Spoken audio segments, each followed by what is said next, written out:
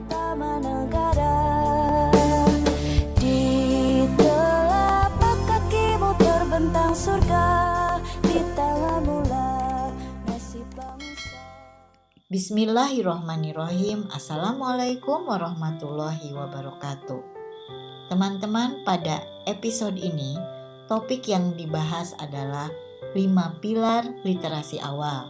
Ini merupakan pengerucutan dari komponen pendukung membaca lancar dan paham pada episode sebelumnya. Dasar bayani dari topik ini adalah hadis riwayat Tirmizi nomor 2910. Dari Abdullah bin Mas'ud, dia berkata, Rasulullah SAW bersabda, barang siapa membaca satu huruf dari kitab Allah, maka dia mendapatkan satu kebaikan dengannya. Dan satu kebaikan itu dibalas 10 lipatnya. Aku tidak mengatakan alif lam mim satu huruf, tetapi alif satu huruf, lam satu huruf, dan mim satu huruf. Sangat relevan sekali dengan apa yang kita siapkan untuk anak-anak kita dalam membaca awal. Bagaimana satu kata itu terdiri dari huruf, bagaimana satu kata itu terdiri dari suku kata, dan bagaimana suku kata itu dibangun oleh huruf-huruf. Baik, kita bahas tentang 5 pilar literasi awal. Yang pertama adalah kesadaran fonemik terkait dengan apa-apa yang didengar atas bunyi yang dikatakan atau diucapkan orang. Yang kedua, penguasaan fonik, di mana memasangkan simbol huruf atau huruf-huruf dalam satu kata dengan bunyinya. Yang ketiga, terkait kelancaran membaca, yaitu akurasi, kecepatan, intonasi, dan ekspresi. Yang keempat, kosakata atau perbendaharaan kata sebagai kunci mengetahui lebih banyak hal. Dan yang kelima, sebagai tujuan membaca pemahaman. Baik, kita bahas satu persatu. Kesadaran fonemik ini terkait dengan apa yang didengar dalam bahasa lisan. Kesadaran fonemik mengacu pada kemampuan mengidentifikasi, memanipulasi, dan menggunakan satuan fonem sebagai unit bunyi terkecil dalam suatu bahasa. Jadi, kalau anak sudah mengenal kata buka, buka itu terdiri dari 4 huruf, B-U-K-A. Bunyinya dia pahami, dan ketika kita mengenalkan huruf lain, posisinya mengganti salah satu huruf di sana, maka akan berpeluang mengubah bunyi kata dan makna kata. Ini buka. Bila diubah bunyi B-nya menjadi M atau S, maka bunyinya berubah menjadi muka dan suka. Bunyinya berbeda, maknanya juga berbeda. Nah, anak itu harus diberi kesadaran itu bahwa pergantian huruf itu merubah makna, merubah bunyi. Ya, kegiatan kesadaran fonemik sangat penting untuk keberhasilan membaca. Anak dapat memecahkan kode kata, mengeja, memahami teks, yang pada akhirnya meningkatkan kemampuan membaca mereka di level usianya. Aktivitas yang membangun kesadaran fonemik. Nah, ini untuk tahap burhani. Banyak hal yang bisa dilakukan dan sebagian besar teman-teman sudah melakukan, namun frekuensi dan ketepatannya lebih diperhatikan lagi. Ini beberapa ilustrasi saja ya. Kegiatan tebak kata berima. Kalau Bu Guru bilang buku, berarti rimanya apa? Nah, coba cari kata lain yang rimanya sama. Bulu, cucu, duku, dulu, kuku, kutu, ruku, susu. Nah, kesadaran membedakan bunyi itu harus diolah. Jadi sebenarnya kan simpel sekali kegiatan bermain yang mendukung kesadaran fonemik ini. Saking simpelnya kadang kita lupa untuk melakukannya. Yang kedua, memenggal kata. Mereka harus paham kata itu bisa dibangun oleh kata yang lain atau suku kata. Nah, kali ini kata majemuk. Kata majemuk itu kan biasanya dibangun oleh kata-kata. Misalkan matahari, dipenggal berdasarkan kata.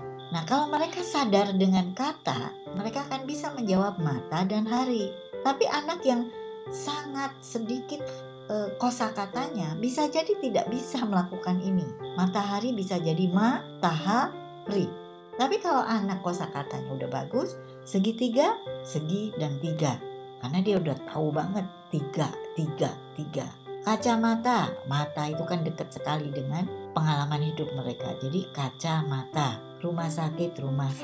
Bagi kita ini sederhana, belum tentu bagi anak-anak. Kemudian ini namanya goyang lidah, kalimat dengan bunyi awal. Dengarkan ya, Bu Guru mau mengucapkan kalimat yang disusun oleh kata-kata yang bunyi awalnya sama. Dengarkan, Mama makan martabak manis. Dia kan mencoba, kesadaran mendengar itu dicoba.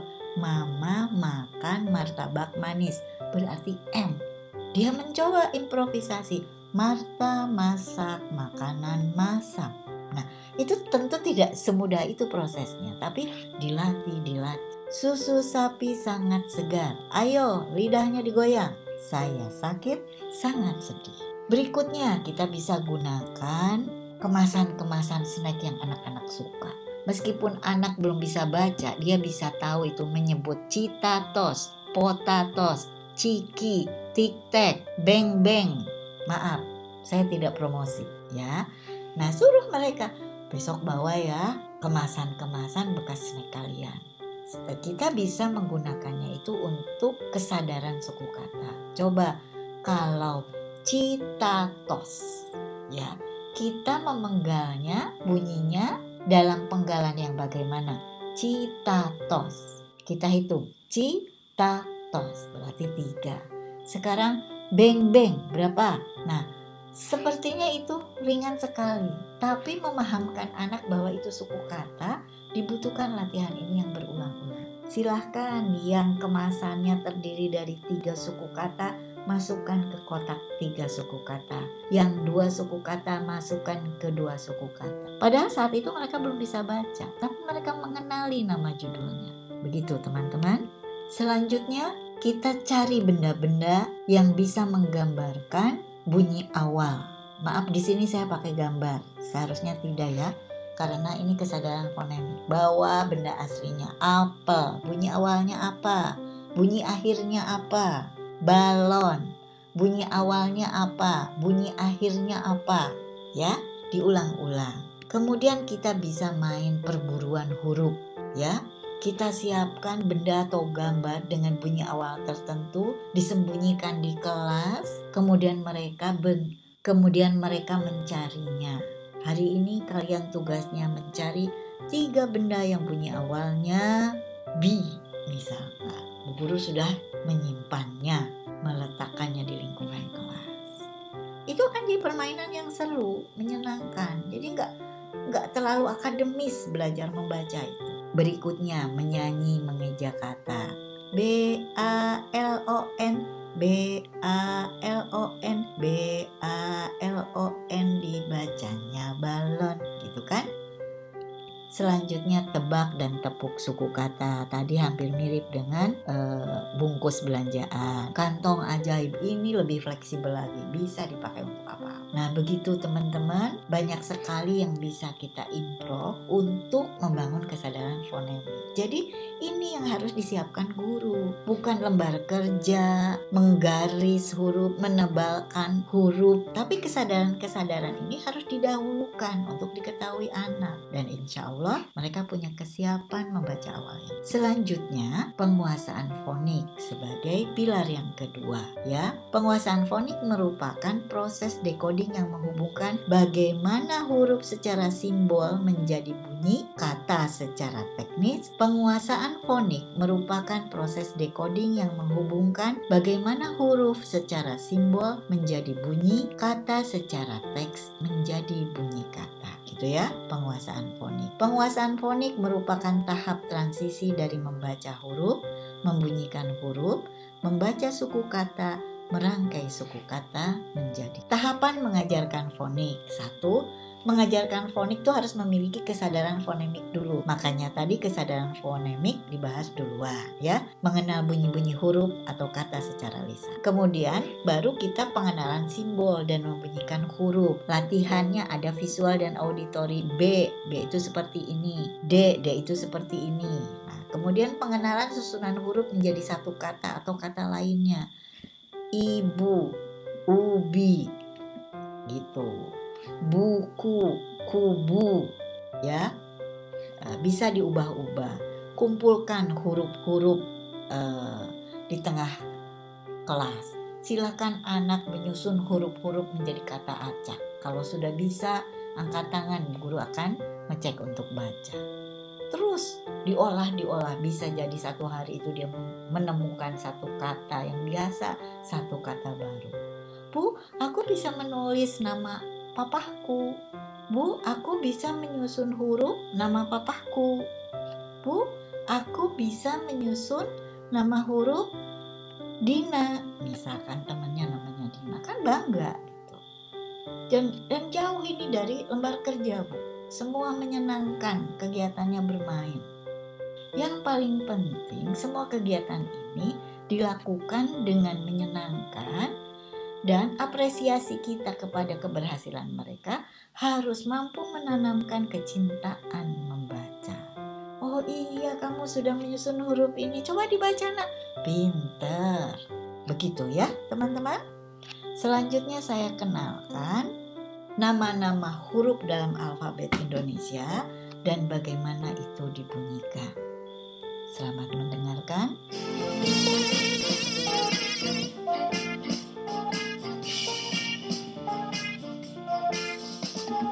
A untuk apel, A. B untuk bebek, B. C untuk cherry, C. D untuk domba, D. E untuk ekor, E. F untuk fairy, G untuk gajah, G. H untuk harimau,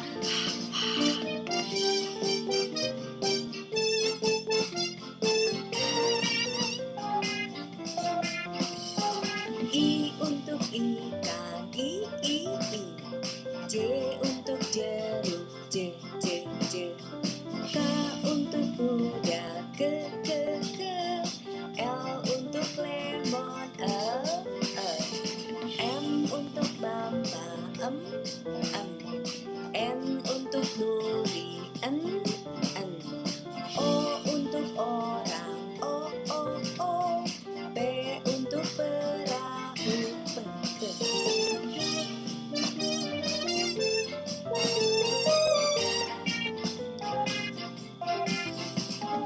Q untuk Quran, Q.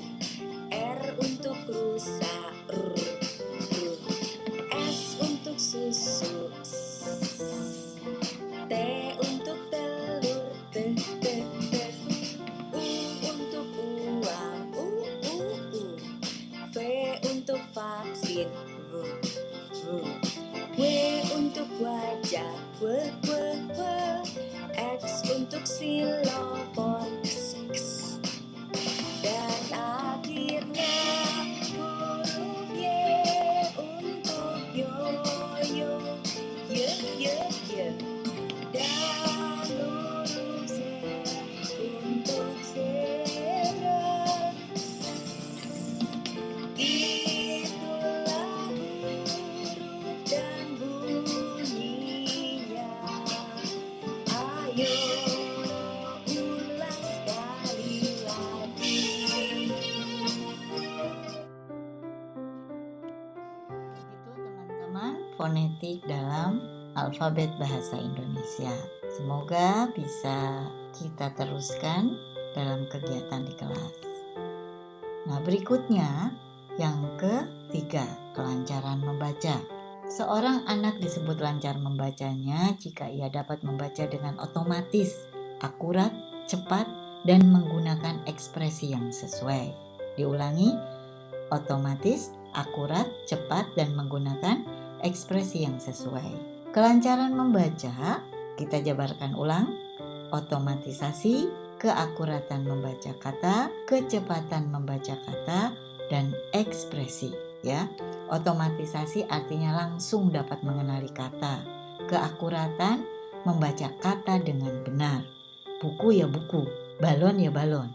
Ya, kecepatan membaca kata, anak dapat membaca kata dengan cepat. Ketika ia menemukan kata baru, ia akan memperlambat bacaannya, tetapi ia segera dapat melanjutkan membaca. Untuk ekspresi, kita bisa melatih membiasakan intonasi, tempo, dan pemenggalan kata yang benar. Ya, apakah untuk PAUD juga sudah segitunya? Ya, ketika kita membaca, ini apel rasanya masam, ini roti bakar dibuat ibu. Nah, kalau membaca teknis itu tanpa penjiwaan bisa seperti itu. Tapi kalau gurunya memberikan contoh menjadi model, ini apel merah. Nah, kebiasaan-kebiasaan guru mengintonasikan itu akan ditiru anak. Sehingga anak itu akan terhindar dari pola membaca gaya robot. Itu teman-teman. Nah, ini ada tabel sebelah kiri pembaca lancar. Mengenali kata secara otomatis, membaca dengan lancar, dengan tepat, dan menggunakan ekspresi. Sementara yang belum lancar, bacanya lambat, bacanya mengeja, membacanya kata per kata, pemenggalan katanya pun kurang pas. Nah, terakhir nih, membaca lancar dapat dikembangkan melalui sering praktik membaca. Jadi, satu halaman buku itu bagi anak bisa diulang sampai 11 dan biarkan dia sampai lancar dan intonasinya keluar. Tidak usah buru-buru satu halaman satu hari, satu halaman satu hari. Cukup satu halaman itu ini bebek, ini bebek kuning, ini bebek kuning berenang. Itu diulang-ulang aja sehingga pengenalan dia jadi otomatis, intonasinya keluar, kecepatannya benar. Kemudian dipahami juga membaca lancar bukan berteriak saat membaca. Membaca lancar juga bukan membaca secepat murid yang bisa lakukan tanpa memperhatikan intonasi. Kalau di TK mungkin istilahnya intonasi, nanti naik sedikit ke SD sudah tanda baca. Demikian teman-teman terkait bahasan yang ketiga. Selanjutnya yang keempat, penguasaan kosakata ini berpengaruh sekali dalam memperluas pengetahuan anak. Ya, kosakata anak membantu anak memahami dunia. Semakin banyak kosakata yang dimiliki anak, semakin mudah belajar membaca, semakin mudah mendapat informasi, dan semakin mudah memahami dunia. Anak umur 1 tahun umumnya memiliki 50 kosakata. Kemudian berkembang cepat sampai pada tahun kelima mereka dapat menguasai 10.000 kosakata. Ini hasil penelitian. Jadi murid-murid yang kita asuh setiap hari ini dengan stimulus yang benar di umur kelima itu sudah memiliki 10.000 kosakata, dan ini yang dia kuasai maknanya, bukan hanya kata-kata yang tidak berarti. Begitu teman-teman untuk kosakata. Jadi mari seringkan ngajak bicara, mari seringkan mengajak diskusi, mari seringkan bercerita bersama mereka agar kosakata mereka bertambah. Untuk langkah-langkah mengenalkan kosakata, sebaiknya rambu-rambunya 1, berikan penjelasan sederhana. Fokus pada penjelasan yang ringkas sederhana untuk istilah tersebut. Misalnya, kita lagi baca buku. Alvina terlihat kecewa. Menurut kita, kecewa itu kan biasa, tapi menurut anak belum tentu. Kita perlu menanya, kalian tahu kecewa? Kecewa itu sedih, bagus. Yang lain, kecewa itu tidak suka. Yang lain, kecewa itu tidak mau. Nah, guru boleh menguatkan, benar, kecewa itu sedih dan tidak mau. Kemudian, ada yang bisa memberi contoh kecewa itu seperti apa? Aku kecewa karena kakakku meninggalkanku. Pandai. Yang lain, Aku kecewa karena mainanku rusak. Aku kecewa karena aku tidak diajak bermain. Nah, itu penjelasannya sederhana, tapi anak bisa menempatkannya dengan benar. Nah, ini berikan contoh bagaimana kalimat tersebut digunakan dalam sebuah kalimat. Barusan saya sudah memberikan contoh. Kemudian gunakan kata.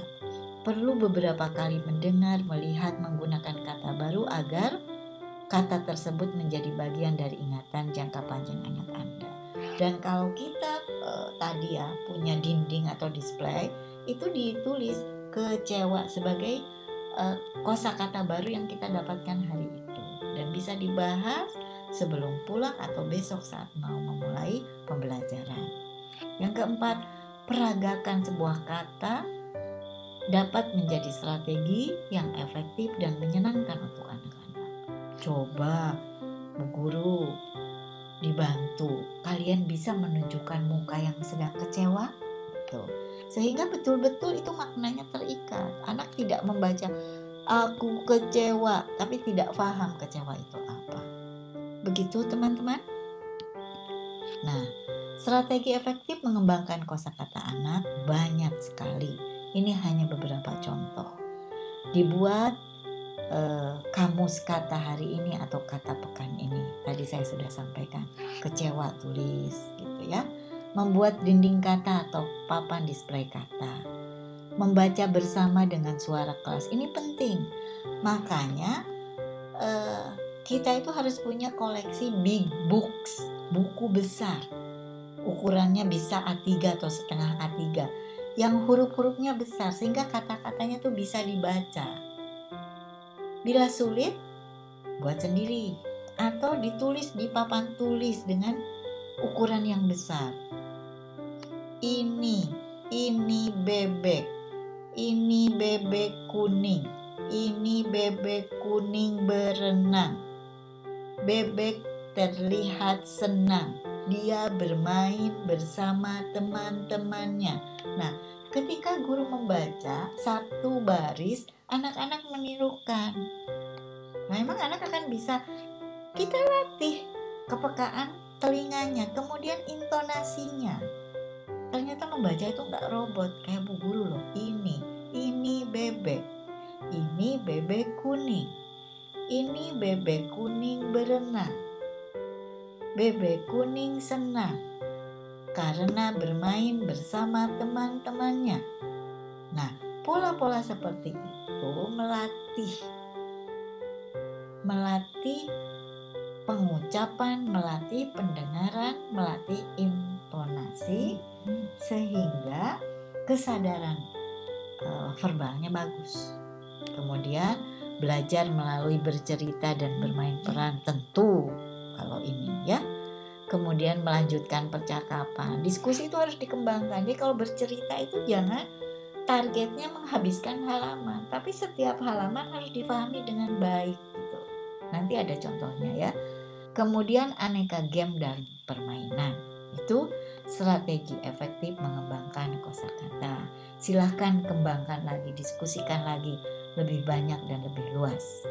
Teman-teman, selanjutnya yang terakhir, membaca pemahaman. Paham adalah alasan mendasar dari membaca. Bila anak dapat membaca teks namun tidak memahami apa yang dibaca, maka hal itu bukan membaca yang benar. Pembaca yang baik adalah orang yang sadar tujuan dan aktif membaca. Memiliki keterampilan untuk menyerap apa yang mereka baca, menganalisisnya, memahaminya, dan menjadikannya milik mereka. Membaca pemahaman adalah proses membaca di mana anak mampu berkonsentrasi pada makna keseluruhan teks, bukan pada makna setiap kata yang terdapat dalam kalimat. Tujuan akhir dari kegiatan membaca sekali lagi memahami isi bacaan. Terdapat beberapa tingkatan dalam membaca pemahaman. Kemudian kita perlu menerapkan berbagai strategi membaca agar membantu murid meningkatkan keterampilan membacanya. Kemudian, bagaimana strategi membaca pemahaman? Dengan menjadikan seseorang aktif membaca. Aktif membaca itu maksudnya pembaca aktif berfokus pada teks, mempertanyakan teks, dan membuat notifikasi terkait teks. Jadi bukan lempeng aja tidak tahu, tapi tadi itu tentang ini. Jadi secara bawah sadar dia sudah mempertanyakan dan membuat notifikasi. Nah, caranya ada yang memprediksi, ada yang menghubungkan, dan ada yang menceritakan kembali. Nah, kalau anak sudah membaca, boleh kita bertanya sama anak-anak dengan 3 cara ini untuk memastikan betulkah dia memahami bacaannya. Jadi kita boleh dengan cara prediksi, menghubungkan, dan menceritakan kembali. Pertama, strategi memprediksi, ya. Kita ingin mengetahui anak itu memiliki pemahaman enggak. Bahkan sebelum membaca isinya kita boleh bertanya, ya, untuk memberi dasar-dasar pengetahuan. Misalkan buku itu punya gambar cover ini, kita boleh memprediksi pengetahuan anak. Ada yang tahu ini gambar apa? Kira-kira di mana kita dapat menemuinya? Menurut kalian, Om Badut ini sikapnya bagaimana? Apa alasannya dia bersikap seperti itu? Apa saja yang akan dilakukan Om Badut untuk menghibur anak? Riasan wajah seperti apa lagi yang dapat dibuat Om Badut? Kalau kamu dibuatkan baju seperti Om Badut, seperti apa yang kamu inginkan? Apa yang kamu bicarakan bila bertemu Om Badut? Ini untuk menguatkan, memberikan dasar-dasar prediksi terhadap isi buku yang akan dia baca. Selanjutnya menghubungkan. Ketika dia sudah membaca, dia harus memiliki keterampilan bagaimana mengkoneksikan atau menghubungkan teks yang dia baca ke pengalaman dirinya. Kan tadi ada yang pernah bertemu badut, jadi udah celing badut, dia sudah enggak repot lagi mencari-cari badut itu seperti apa. Kemudian menghubungkan teks yang dia baca ke koneksi teks lain. Bu guru pernah baca di buku lain, ternyata badut itu begini. Di buku tersebut diceritakan pula kalau perut badut itu diganjal balon. Nah, kemudian ada koneksi teks ke dunia yang lebih luas. Di beberapa kota dilaporkan ada badut yang menculik anak-anak. Dan ayah pernah menonton film badut berjudul Joker. Nah, jadi ketika proses membaca harus punya sense atau rasa yang secara otomatis menghubungkan apa yang dia baca dengan pengalamannya sendiri, apa yang dia baca dengan referensi yang sudah pernah dia baca, atau apa yang dia baca dengan hubungan di dunia luar yang lebih luas. Otomatis dia terasah pemahamannya. Sehingga ketika nanti setelah selesai membaca, kita bisa mencoba mengetahui apakah dia betul-betul paham dengan buku yang dia baca. Yang ketiga, menceritakan kembali. Setelah tadi memprediksi, menghubungkan, menceritakan kembali ini dilakukan setelah anak selesai membaca. Nah, ada cakupan yang bisa kita tanyakan kepada anak untuk memastikan dia itu paham gak dengan apa yang dibaca. Kurang lebih ada 5 cakupan yang bisa kita tanyakan, tapi belum tentu 5-5-nya sesuai. Jadi bisa jadi hanya 2, hanya 3, tapi 5 komponen ini kalau bukunya itu lengkap bisa dijadikan alat untuk mengetahui pemahaman anak. Misalkan adapun cakupan itu yang pertama tentang karakter. Tadi dia baca, kita tanya tokohnya. Tadi di buku itu apa yang diceritakan? Yang kedua tentang latar. Kapan dan di mana bebek itu berenang? Oh, tadi di sungai. Bisa jadi sungainya itu dibaca, bisa jadi itu gambar. Yang ketiga tentang permasalahan. Yang keempat kejadiannya. Apa yang terjadi pada awal, tengah, dan akhir. Yang kelima tentang penyelesaian dari masalah yang muncul. Nah, itu kita bisa tanyakan kepada anak untuk memastikan pemahaman setelah dia membaca. Jadi begitu teman-teman, 5 pilar membaca awal yang penting kita pahami. Semoga kita dapat mendampingi anak-anak dan merencanakan pengkondisian anak dalam kegiatan membaca membaca awal yang menyenangkan. Semoga bermanfaat. Silahkan didiskusikan lanjut. Billahi taufiq wal hidayah. Wassalamualaikum warahmatullahi wabarakatuh. Cerita yang utama negara, di telapak kakimu terbentang surga.